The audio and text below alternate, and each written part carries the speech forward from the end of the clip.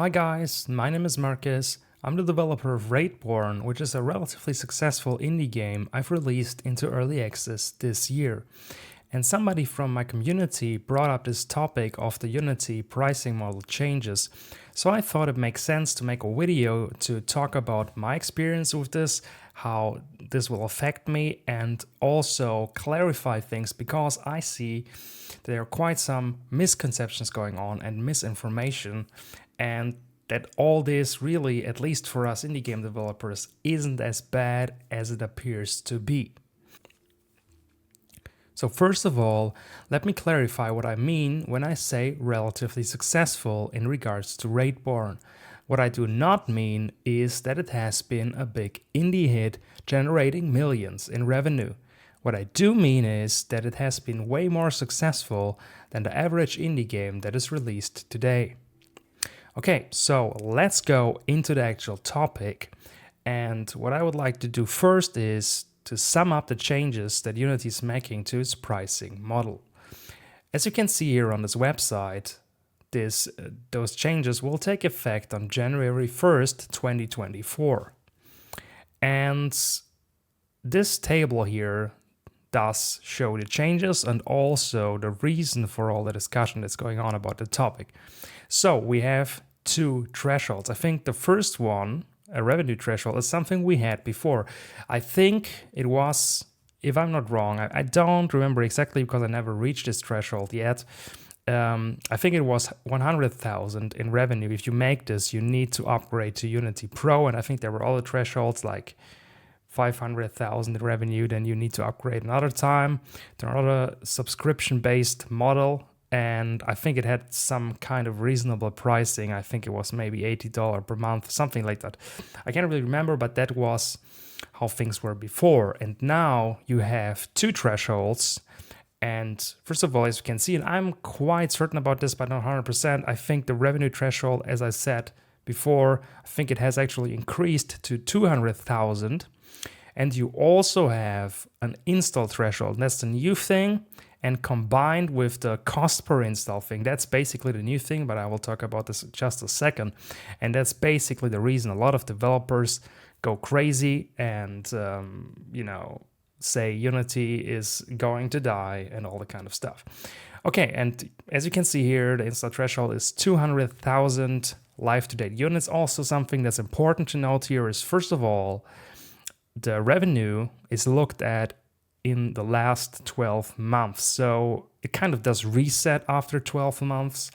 And also you need to meet both conditions, which I think makes this a little more fair actually. So you need to, generate 200,000 in revenue last month, in the last 12 months, and have over 200,000 installs, although that's a live-to-date value, as you can see here.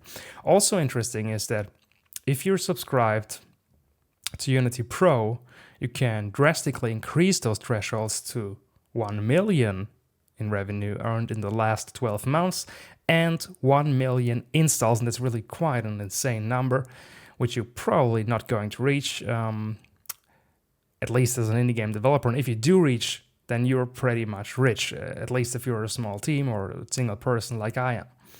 By the way, the price for Unity Pro is 1,877 euro per year per seat, as you can see here, which I guess is roughly $2,000, I guess. And if you, divide that by 12, then you have roughly a monthly subscription cost of $166.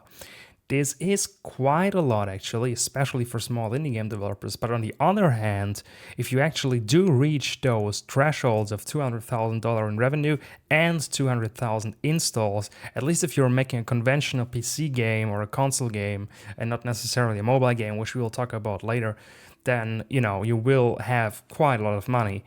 And I think it's a reasonable cost to pay here.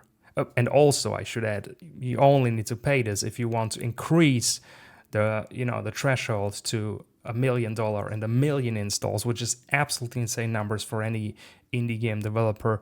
So it's even, 1 million sales, because that's basically kind of equals with installs. We will talk about other, free-to-play games and mobile games later. But for the normal conventional PC game that you sell on, Xbox Store, PlayStation, or Steam, 1 million sales is quite a lot, actually. It's even reasonable for AA productions. Maybe not AAA, but it's a lot, and you will have a lot of money, and to pay $166 per month isn't all that much. Okay, so now let's talk about my personal situation and how this will affect me. And I will say this right up front, I will not suffer from this at all, because I'm still quite far away from reaching those thresholds. I mean, the revenue threshold is something that's not super impossible that I will maybe ever reach. But first of all, we have this 12-month reset thing, so I really would need to earn 200,000 in a single year, which I'm still quite far away off. But even if I would reach that, the other threshold is what will probably save me, because to sell 200,000 units for me would be absolutely insane, would mean a lot of revenue, a lot of money, and I wouldn't be, I mean, it's never nice, to pay money, but I wouldn't be very sad to pay this install fee. And talking of the install fee, let's look down here. How much is the install fee? It's 20 cents per install. And you can also decrease this value if you upgrade to Unity Pro. As you can see here, you have different install thresholds, and we can use it and make it as low as 2 cents per install. But I think this whole thing is a little bit complicated, and this is also my biggest, issue with this whole system. But first of all, let's get back to the 20 cents per install. Let's just take this as a value for calculation here. So with Raidborn, if I sell a unit of Raidborn, on average, I earn around $15. And I know the game costs definitely more if you buy it, but there's just a lot of stuff that goes away. You have the Steam cut, for example, or the, whatever shop you sell it on, they usually have some kind of revenue sharing model. You have sales taxes, you have currency conversions, you have sales going on, and there's a lot of stuff that, just reduces the amount of money I actually get. So let's take $15 as a number here, and I did the maths quickly here, and 20 cents per sold unit, because install basically means somebody buys my game, somebody installs my game, and it doesn't matter as far as I've understood how often he installs it. It's basically kind of a cost per user thing. And in my personal situation, with $15 per sold units, that equals basically a revenue share of 1.3%, which in comparison to Unreal, where you have a 5% revenue share, it's still way better. And also I have to add that, and by the way, this is Unity Personal Line Plus, so I don't know the prices for Plus, but Personal is basically free, but there is a threshold. I think maybe that's the $100,000 thing I talked about before. Either way, I think I still prefer this system from Unity, although it has its issues over the Unreal 5% thing, just because I think it's a little more complicated with Unreal, because you have to do actual revenue sharing, because you have to, and I don't know how this works. If everyone has any experience with that, feel free to leave a comment and explain it to the people, but and to me. And because, you have to kind of tell them your revenue, and I don't know how that works, especially if you have multiple marketplaces, Steam, Xbox, you have to, track all your revenue and then send it over to Unreal. I don't know really how that would work. But with Unity, it's relatively simple, but also, there's definitely points to discuss, but I think they track installs with, if you build or export or whatever you call it, your game with the Unity game engine, and you have like a finished game and you give it to people, I think it will automatically track if somebody has installed your game or used your game, something like that, as far as I've understood. So they do the tracking, and then they automatically charge you that amount of money. It has its disadvantages because you have to trust them completely, but on the other hand, it's also very simple. You don't have to, track all your revenue, and so it kind of is more convenient, definitely. But also, it's super weird and complicated and stuff, but I will talk about that later in my conclusion.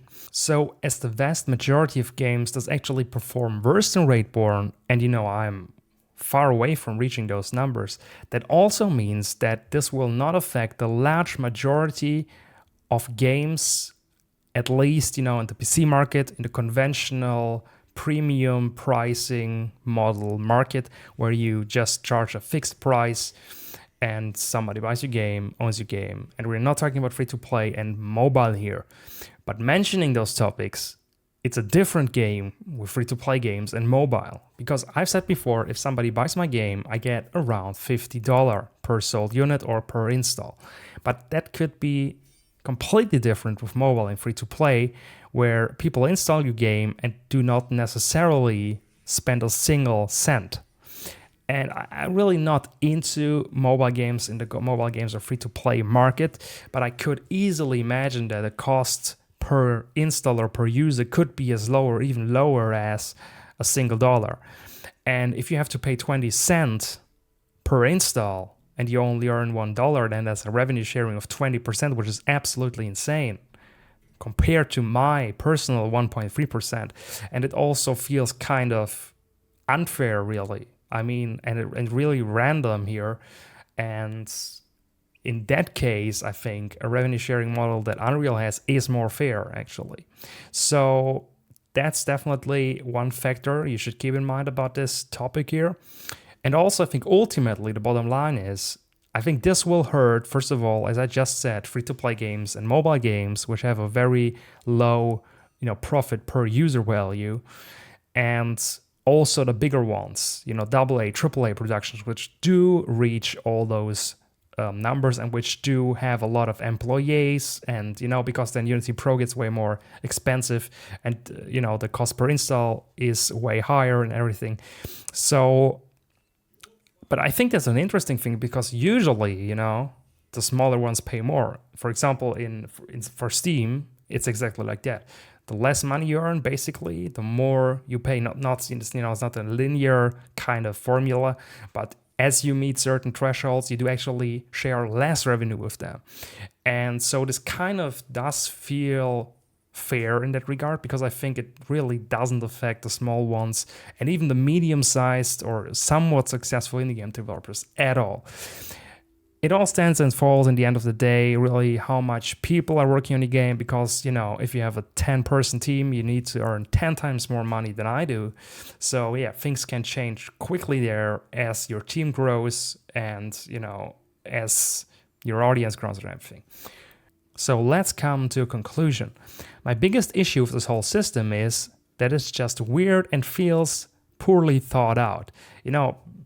Because you have this discrepancy between, me paying 1.3%, but if you have a mobile game or free-to-play game, the revenue sharing, or if you do the maths, you have to pay way more relatively, and you have this thing, what happens with the Game Pass stuff, and just generally, it's weird to pay per install, and just look at this table like, holy cow, how many conditions do you need? I mean, this is complicated, this is weird. And that's my biggest issue with it. But I don't think it will destroy Unity. I don't think it will hurt indie game developers. And I think it will mostly hurt people who are already quite successful. And that feels kind of reasonable. But still, I'm not a friend of this. I wouldn't have done it that way. It's relatively weird, but also not all that bad. And really, Unity isn't burning because of this. And also, the engine doesn't get worse, because I still think it's a pretty good engine. And I doubt anyone, would switch engine now just because of that, if it doesn't even affect him. So it doesn't really make sense.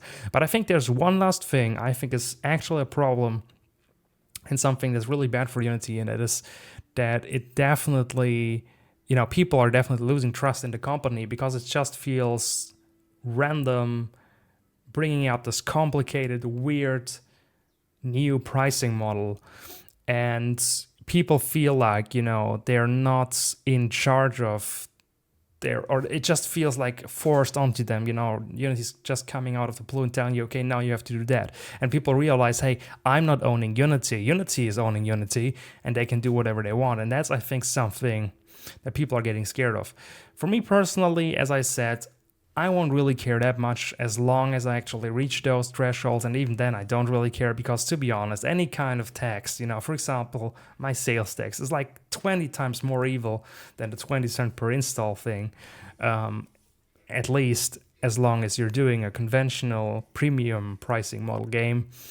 And yeah, that's my conclusion basically. So it's all not that bad, and I think this shitstorm is only partly justified, but only maybe because this is very weird. There are a lot of edge cases. I haven't talked about this video, but I think there are a lot of videos information about this,